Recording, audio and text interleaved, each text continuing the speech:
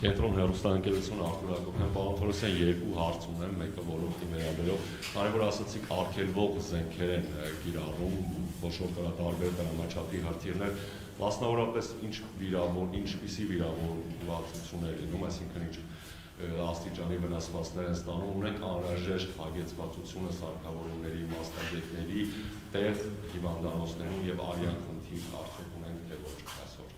Since you mentioned that they're using prohibited ammunition and ordnance, can you specify what the kind of injuries caused by this kind of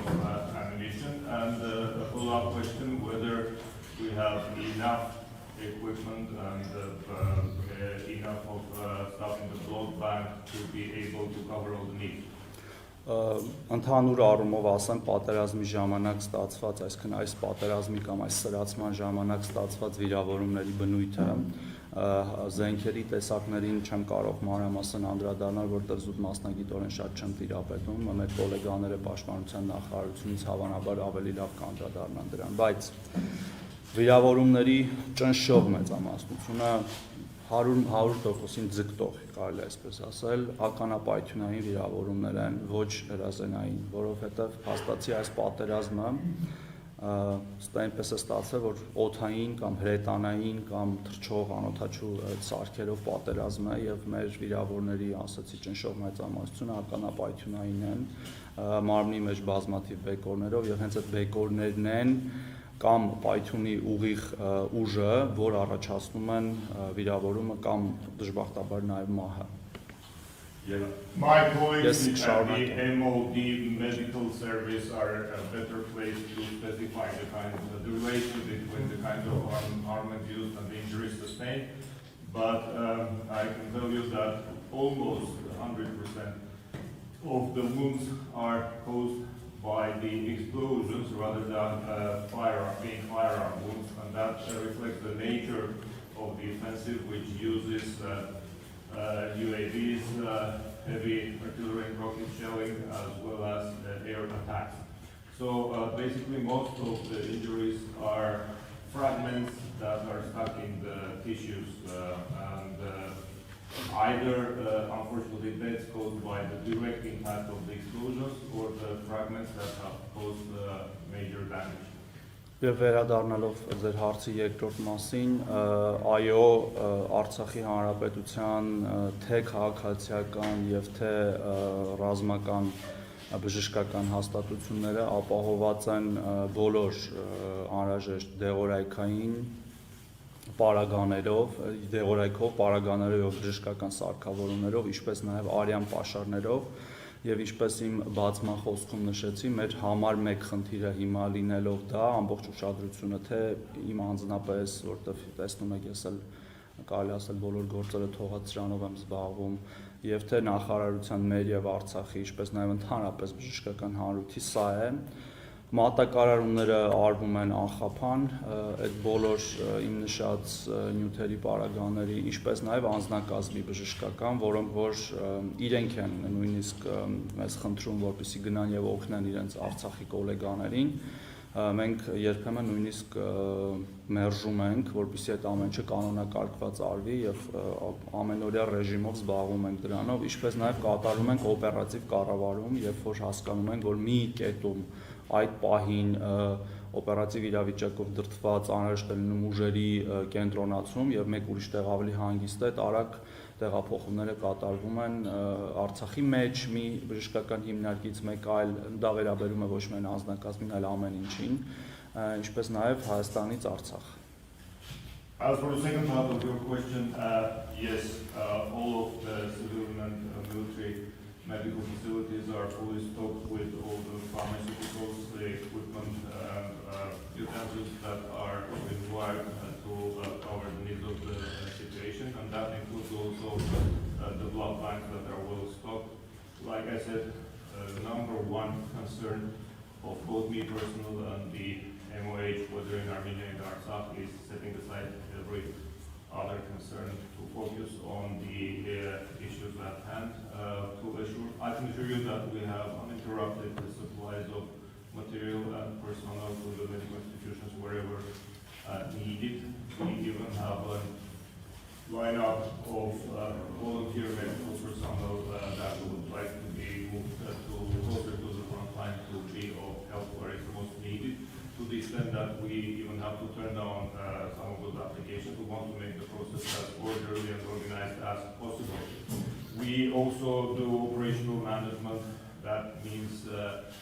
transfers of personnel and staff as required to those segments where the need becomes more apparent.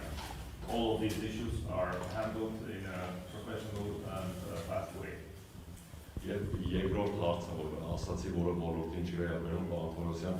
որպես Հայաստանի Հանրապետության կառավարության եւ իշխող կուսակցության ներկայացուցիչ,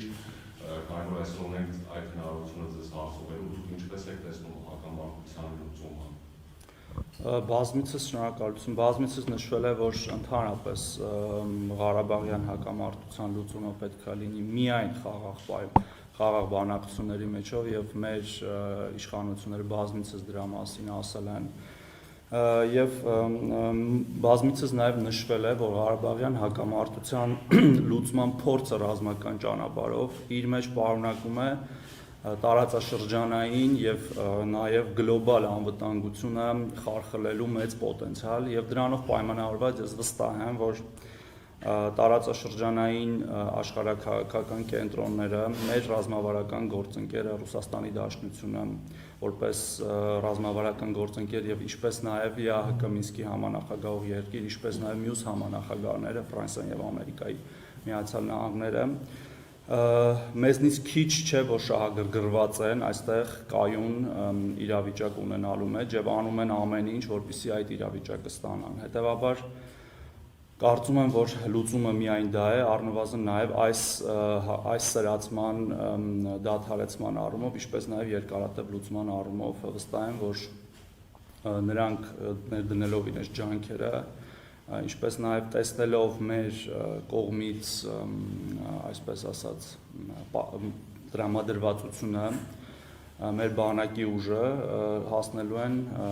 բարենպաստ լուծման մեր համար։ The question was, as a member of the cabinet, what's your take on the prospect of settlement?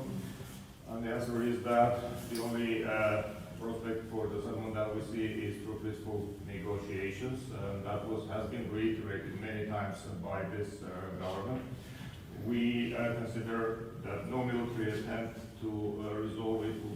has any chances of success. On the opposite, the military attempt to resolve the issue may result in grossly undermining regional and even global security. We are closely cooperating with geopolitical power centers that include our strategic ally, the Russian Federation, as well as the co-chairs of the Minsk Group, France, the US, and Russia. And we will not settle for anything less than a peaceful resolution. I know and I hope that seeing the resolve and the determination of our nation and our army, the adversary will realize this too eventually. Simon Ostrovsky, PBS NewsHour. I have two questions. I realize you might not have exact figures because you're the health minister, but do you know what casualties are among soldiers of both Armenia and Karabakh since the start of this war? And also, can you confirm that the Russian Prime Minister visited Armenia yesterday? And if so, do you know what the results of any talks that he held were?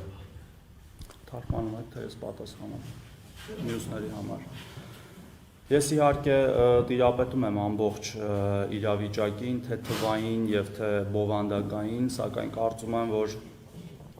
զինվորների, վիրավորումների եւ զոհերի մասին ինֆորմացիան պատշաճ ներկայացվում է ըստ անհրաժեշտության պաշտպանության նախարարության կողմից եւ մեր խնդիրը ոչ միայն թվերին հետևելն է, այլ բոլոր վիրավոր զինվորներին անհրաժեշտ բժշկական օգնության ցուցաբերումը, որը պատշաճ է access to the figures you referred to as well as the substance of the issue, but I think it's more appropriate and the MOD ex officio publishes whatever it is necessary. So I will refrain from specifying figures at this point.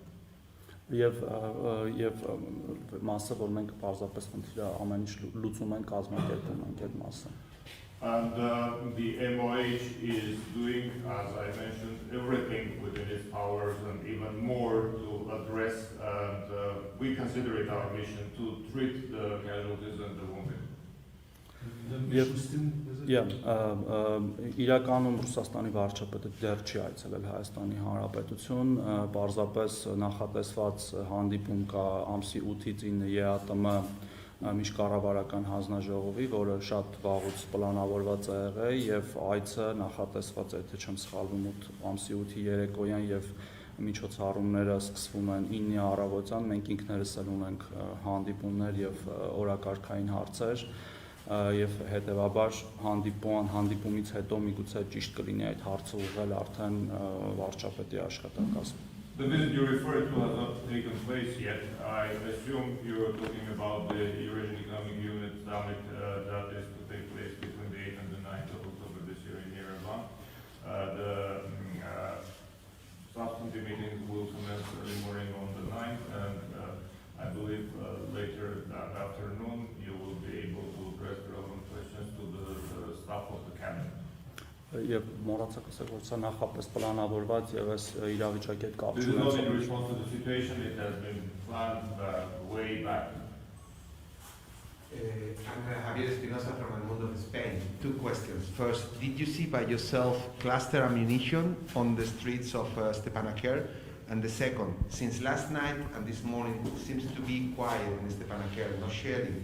that's a mere coincidence or it's related to some kind of negotiation? Because we heard also in the media a lot of rumors about an offer of ceasefire. I don't know if it's true or not. Առաջին մասով պատասխանեմ, որ ես չլինելով ռազմական փորձագետ եւ զինատեսակների մեջ շատ խորը չհասկանալով հենվում եմ իմ գործընկերների տեսակետի վրա, ես ինքս տեսել եմ քանդված եւ ավերված շենքեր եւ շինություններ եւ եթե նույնիսկ մի պահ ենթադրենք, որ օրինակ դրանք վնասը պատճառվել է ոչ արգելված զինատեսակներով, ինչի մասին շատ է խոսվում, որ դրանք արգելված զինատեսակներով են, դա կրկին անընդունելի է, իսկ արգելված թե ոչ արգելված զինատեսակների մասով կարծում եմ պաշտպանական մեր գործընկերները պաշտպանության գերատեսչությունից մանրամասները ներկայացնում են թե ֆոտո, վիդեո ապացույցների եւ թե կոնկրետ դեպքերով, կարծում եմ ճիշտ կլինի առիթի դեպքում ավելի մանրամասներ նրանցից իմանալ, թարգմանեք ես եկա. Like I said, not being a military expert, I'm not well versed in being able to make the distinction between types of arms and ammunition, and I do not pretend to be able to tell the difference, but I rely 100% on the input by my colleagues who are knowledgeable in those matters, and they assure me that yes, that is the case. But let's for a moment imagine hypothetically that the destruction we see in Stepanakert is caused by non-prohibited arms and ammunition. Would that make any difference when you're killing innocent civilians? That would still be unacceptable, whether it's the damages caused by prohibited or allowed arms. Therefore, apart from that, the evidence you are asking about is amply available with our military colleagues who are ready to share it, whether it's photographic material, photographs, or AV footage. Case by case, that is available. You just have to ask where it belongs. Եվ երկրորդ մասով մեր տեղեկատվությամբ առավոտյան կրկին ռմբակոծությունները վերսկսել են եւ օդային տագնապները տրվել են Ստեփանակերտի տարածքում եւ մենք առնվազն բժշկական մասով, այդ բժշկական ծառայությունները ապահովելու մասով, բնակչության անվտանգության մասով որևէ տարբերություն չենք տեսնում երեկվա եւ այսօրվա միջեւ. As for the second part of your question, for your information, the air alert and the shelling from the air has resumed early this morning, and at least in as much as it pertains to providing medical services, we do not see so far any difference in the situation. Եվ պարզապես մի կտորել ավելացնեմ, Եվ նորից եմ կրկնում, այստեղ շատ կարևոր է ծառայությունների անխափան աշխատումը քաղաքացիական բնակչության համար, որը պարզապես գրեթե անհնար է դառնում նման ռմբակոծությունների արդյունքում, ես որպես օրինակ բերեմ, ամբողջ օրը գրեթե տարբեր թաքստոցներում լինելով ես ինքս վերջում արդեն հասկանալով, որ միգուցե օդային տագնապը այդպես էլ չավարտի, իսկ ես պետք է տեղաշարժվեմ, ստիպված եմ եղել նույնիսկ տեղաշարժվել օդային տագնապի պայմաններում, վտանգելով թե իմ, թե գործընկերների կյանքը։ Նույնը տեղի է ունենում բոլոր ծառայությունների, որոնք պետք է ապահովեն կենսական ծառայությունների աշխատանքը եւ նշում եմ հատկապես բժշկական, երբ որ օրինակ շտապօգնության մեքենան կարիքավոր մարդու, իդեպ ոչ միայն վիրավոր, օրինակ սրտամկանի ինֆարկտով, որովհետև քաղաքացիական բնակչության այլ բժշկական խնդիրները չեն վերանում պատերազմի ժամանակ, տեղափոխում է այդ քաղաքացուն հիվանդանոց կամ հիվանդանոցից մեկ այլ հիվանդանոց եւ կարող է հարված ստանալ բալիստիկ հրթիռից, հրետանուց կամ նույնիսկ թռչող օդային օբյեկտներից, անօդաչուներից, ռազմական, որոնք որ հարվածում են, ինչը կրկին ասում եմ անթույլատրելի է եւ դատապարտելի։ Like I said, and I have to repeat that in situations like this,